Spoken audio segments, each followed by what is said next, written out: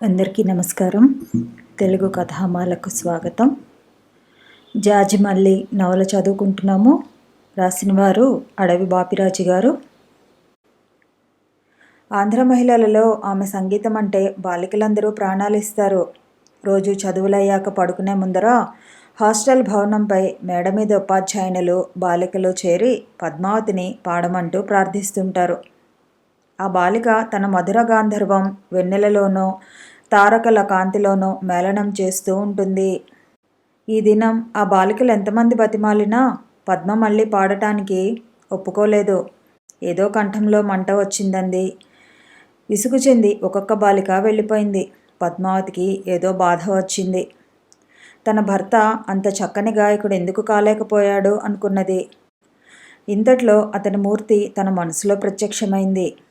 ఎంత నాగరికతను అతడి దగ్గరికి తీసుకున్నా అది అతని పైన కప్పిన పట్టు పచ్చడంలా ఉంది. కానీ అతడు ఫ్యాషన్తో కలకలలాడిపోయాడు.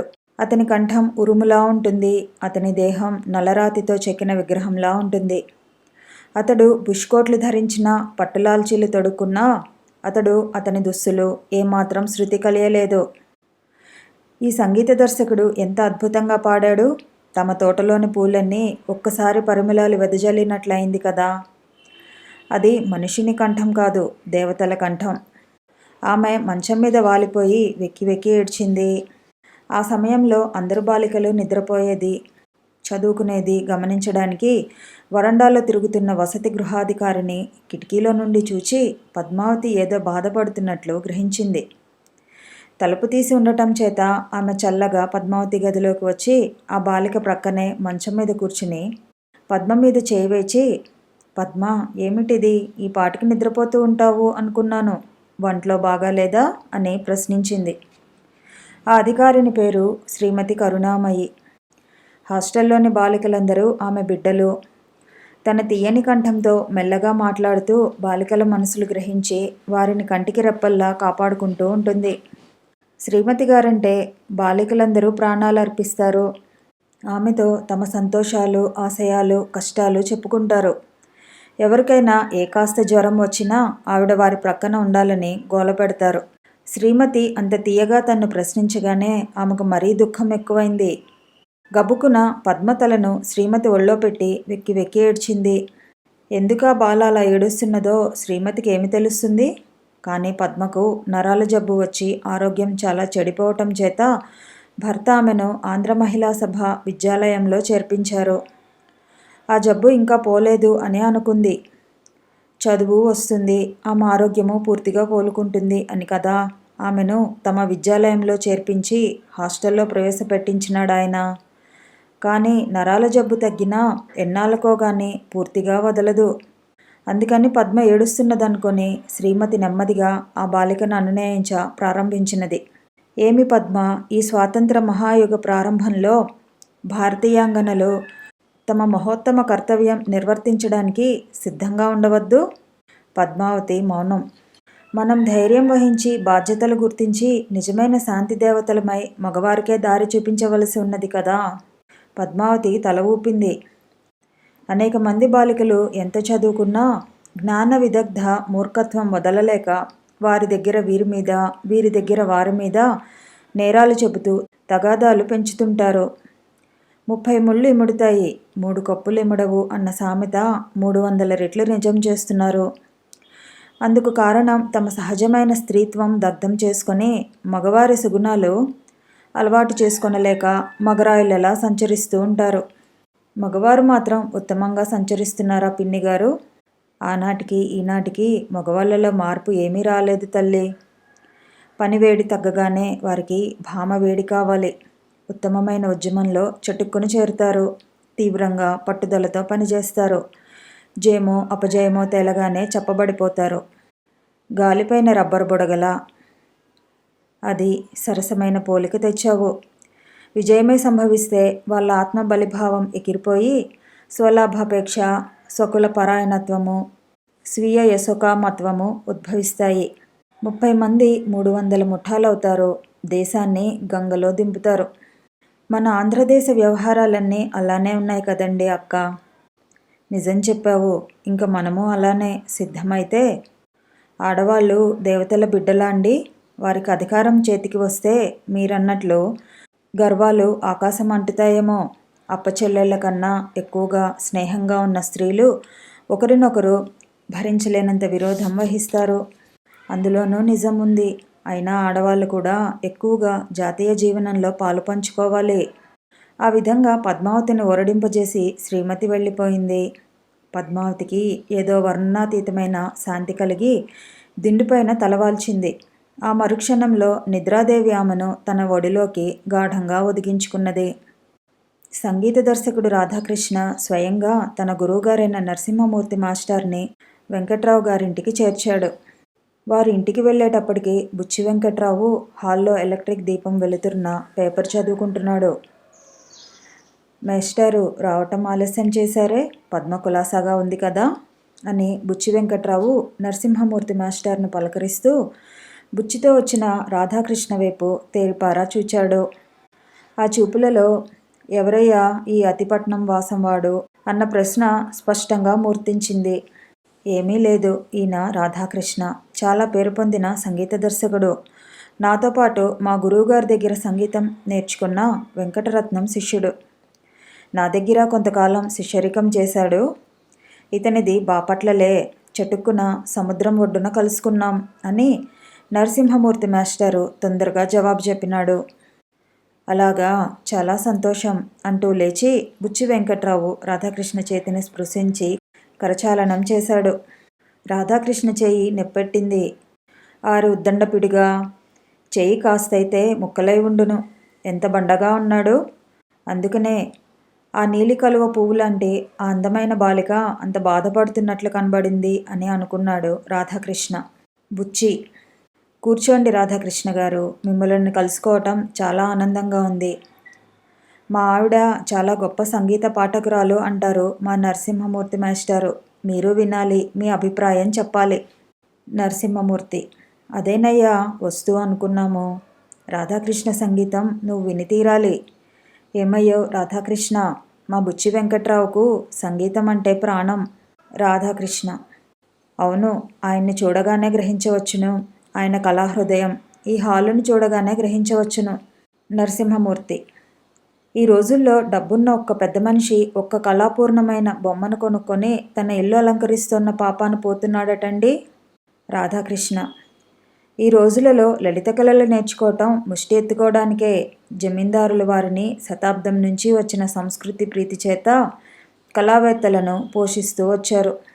ఇప్పుడేముంది, జమీందారీలు లాగేశారు, స్వతంత్ర సంస్థానాలు ఎగిరిపోయాయి. ఎక్కడి నుంచి వస్తారింకా అపరభోజులు, కృష్ణదేవరాయలును.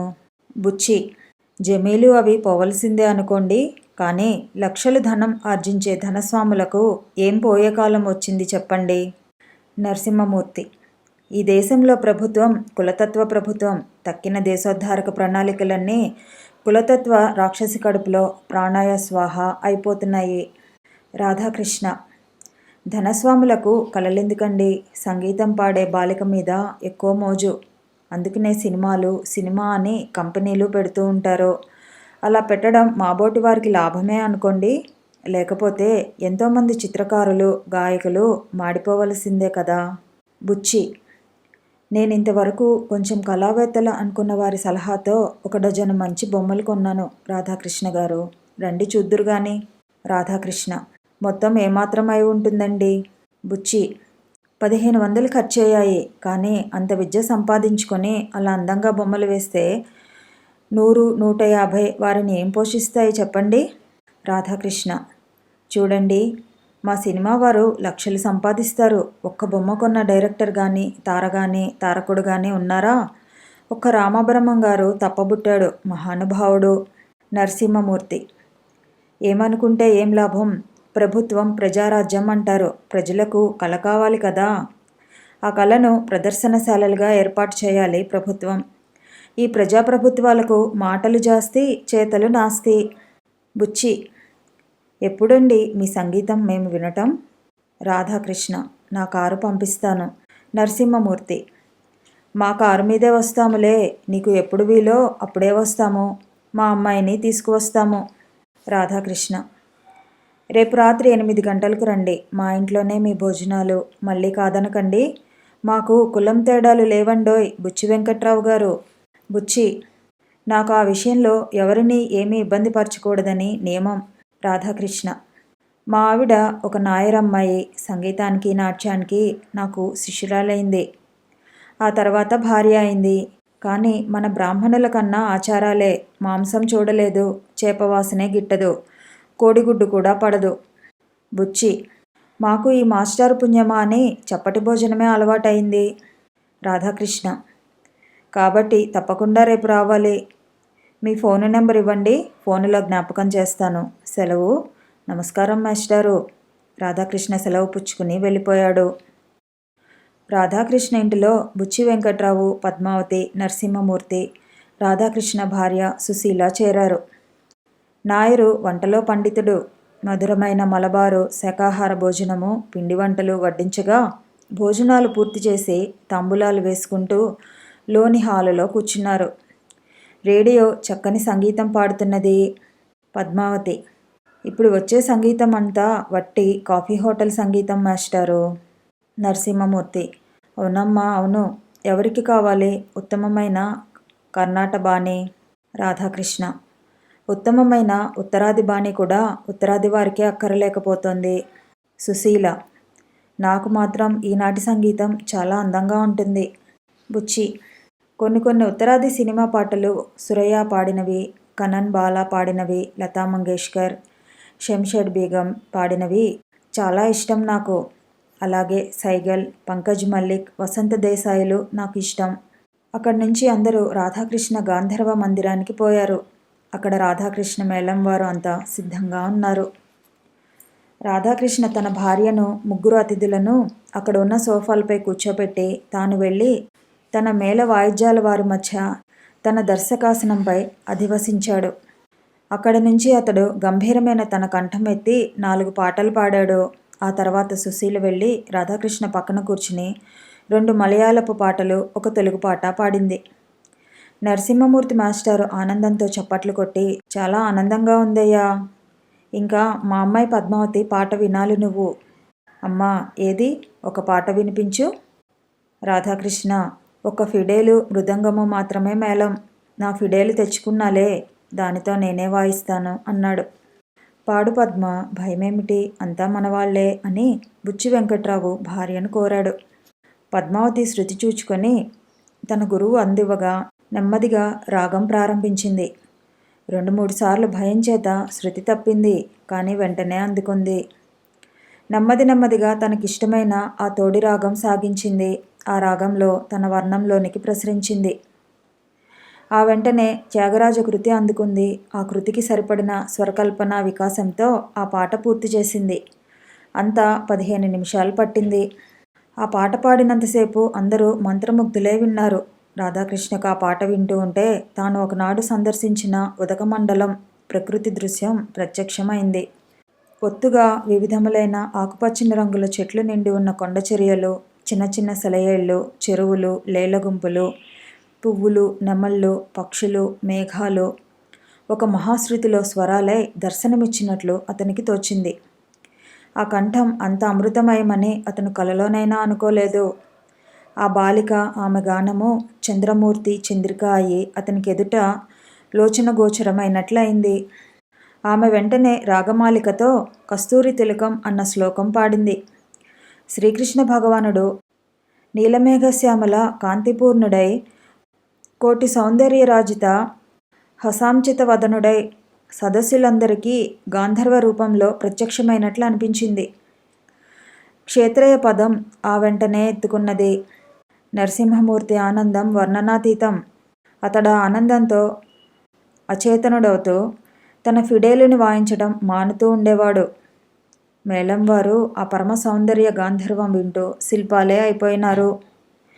ఏమి బాణీ, ఇది మానవ మాత్రుల బాణియా అని బుచ్చి వెంకట్రావు ఆమెను తప్ప సర్వము మర్చిపోయాడు.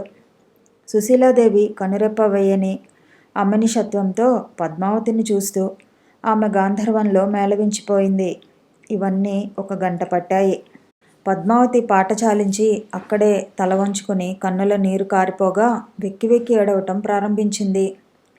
అది గమనించగానే సుశీలాదేవి ఒక గంతున ఆ బాలిక కడకు పరిగెడి ఆమెను పొదివి పట్టుకుని లేవదీసి తన గదిలోనికి తీసుకుపోయింది.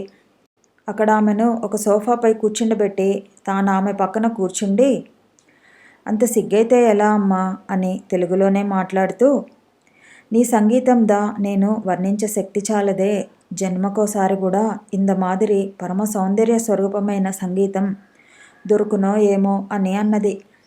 ఇంతట్లో నాయర్ని పిలిపించి కోకో చేసి వెంటనే తీసుకురమ్మని ఆజ్ఞ ఇచ్చి ఈలోగా తాను మలబార్ నుంచి తెచ్చిన మంచి ఔషధం 2 మాత్రలు మింగించి మంచినీళ్లు తాగిపించింది. సుశీల పద్మావతిని గదిలోకి తీసుకువెడుతూ ఉంటేనే పద్మావతి తేరుకుంది.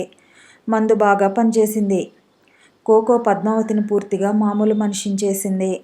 సుశీలాదేవి పద్మావతిని తన స్నానాల గదిలోనికి తీసుకుపోయి మొగం కడుక్కోమని తుడుచుకునే తువ్వాలు ఇచ్చింది. ఆమెకు తలసర్ది పౌడరు అవి వ్రాసి బొట్టుంచి తన పూలబుట్టలోంచి జాజిమల్లియ దండను తీసి ఆమె తలలో అమరించింది. పద్మావతి జాజిమల్లియ దండను చూచింది. ఆమె మనసు తేటబారింది.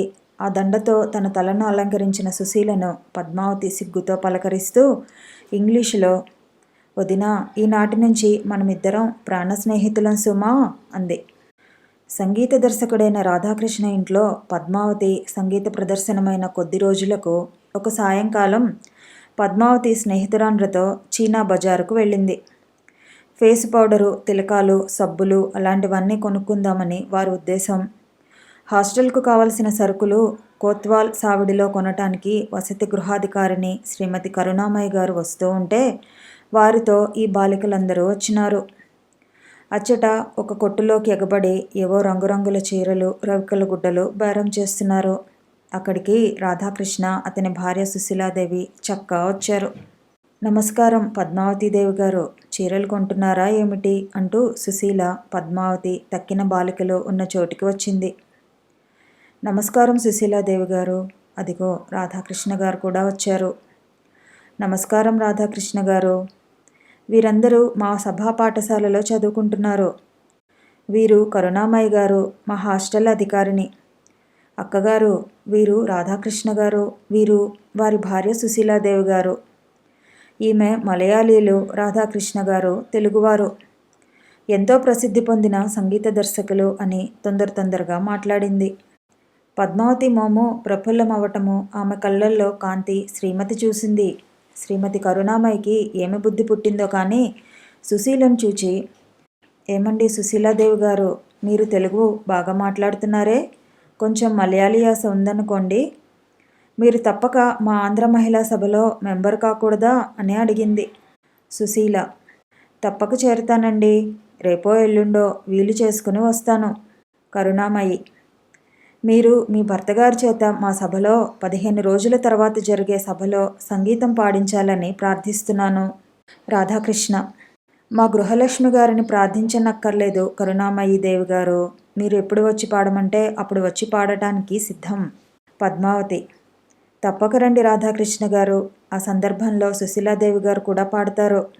సుశీల, పద్మావతీదేవి గారు పాడతారు. కరుణామయి, చాలా బాగా ఉంది. ఆ సభ దివ్యంగా రక్తి కడుతుంది. పద్మావతి, అమ్మో నేను పాడడమే. సుశీల, నేను పాడితేదా చాలా బాగుండునా ఏమి? ఏమమ్మా నీవుదా చెబుతావు? నువ్వు పాడతానంటేనే నేను పాడటానికి మాట ఇస్తును. కరుణామయి, మా పద్మావతి తప్పక ఒప్పుకుంటుందిలేండి.